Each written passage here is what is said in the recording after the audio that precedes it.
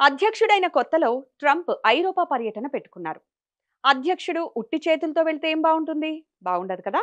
అందుకే ఏమిస్తే బావుంటుంది అనుకుంటూ ట్రంప్ గాల్లోకి పిచ్చి చూపులు చూస్తూ, బుర్ర మీద టపా టపా కొట్టేసుకొని, నోట్లో పెన్నేసుకొని, ఆలోచిస్తుంటే చటుక్కున బల్బు వెలిగి ఓ ఐడియా తట్టేసింది.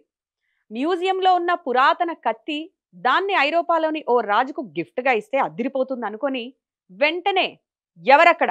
వెళ్ళి ఆ మ్యూజియంలోని కత్తి పట్టుకురండి.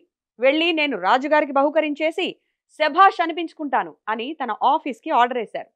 ట్రంప్ ఆర్డరేసిన వెంటనే వాళ్ళు మ్యూజియం నిర్వాహకుడికి ఫోన్ చేసి, "బాబు పెద్ద సార్ చెప్పారు. ఆ కత్తేదో తీసి బయట పెడితే మేం పట్టుకెళ్ళిపోతాం" అని ఆర్డరేశారు.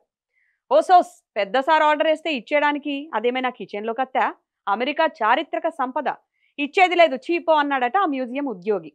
ఏంటి నేను ఆర్డరేస్తే కూడా కత్తియ్యడా? వాణ్ణి ఉద్యోగంలోంచి తీసేస్తామని చెప్పండని మన ట్రంప్ కూడా హూంకరించారు. అబ్బో! ఏంటి మీరు బెదిరిస్తే బెదిరిపోతానా?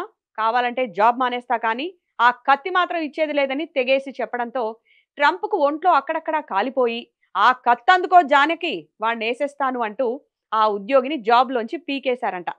పాపం ఆ ఉద్యోగి కత్తందుకోనందుకు ఏకంగా జాబే కోల్పోయాడు. So PT.